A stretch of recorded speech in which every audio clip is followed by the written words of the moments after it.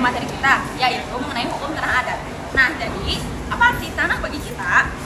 Nah, bagi sebagian besar orang modern ini, mungkin tanah sebagian itu buat jadi properti yang bisa dibeli, dijual, atau diwariskan. Tapi bagi masyarakat adat, tanah adalah sesuatu yang jauh lebih dalam maknanya.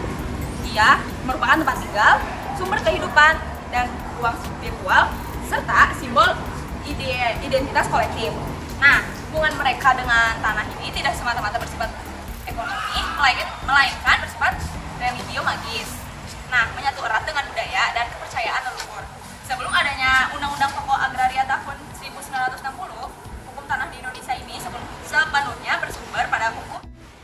Nah, sebelum adanya Undang-Undang Pokok Agraria tahun 60, hukum tanah di Indonesia ini sepenuhnya bersumber dari hukum adat yang berkembang secara lokal. Masing-masing daerah memiliki caranya sendiri dalam mengelola dan menghormati tanah adat sesuai dengan nilai dan tradisi mereka. Meski kini sudah ada hukum agraria nasional, praktik hukum tanah adat tetap hidup dan dijalankan terutama di komunitas-komunitas adat yang masih kokoh menjaga warisan leluhur mereka. Namun, tentu saja pengakuan terhadap tanah adat oleh negara tidak serta-merta hadir. Ada syarat-syarat khusus yang harus dipenuhi agar suatu wilayah bisa diakui sebagai tanah wilayah yang sah menurut hukum negara. Dan disinilah letak persoalan dan sekaligus tantangan yang akan kita bahas lebih dalam.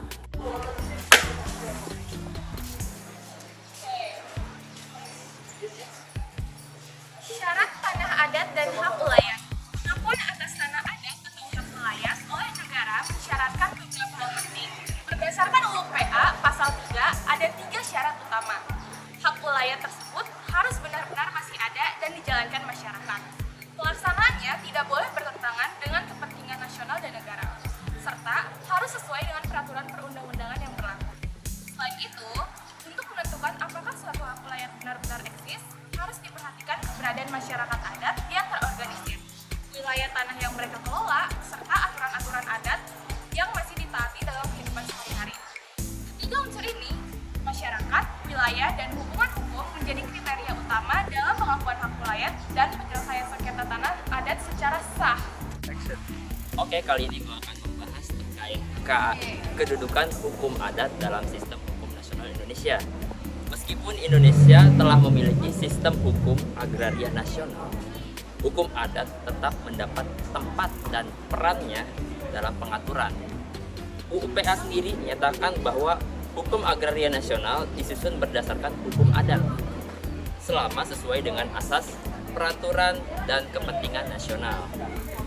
Pengakuan terhadap eksistensi masyarakat hukum adat juga tercermin dalam konstitusi, tepatnya dalam pasal 28B ayat 1 dan juga pasal 18B ayat 2 dan juga 28I ayat 3 Undang-Undang Dasar 1945. Selain itu, TAP MPR nomor 9 tahun 2001 tentang pembaruan agraria juga menekankan pentingnya penghormatan terhadap hak masyarakat adat. Ini menunjukkan bahwa hukum nasional sebenarnya membuka ruang eksistensi hukum adat selama tidak bertentangan dengan prinsip negara hukum dan keadilan sosial. Baik, untuk selanjutnya yaitu kita langsung ke materi ketiga, yaitu menjelaskan tentang penyelesaian sengketa tanah adat dan studi kasus banding. Sengketa tanah adat kerap kali terjadi akibat tumpang tindih klaim kepemilikan, ketidakjelasan status tanah, dan lemahnya bukti administratif.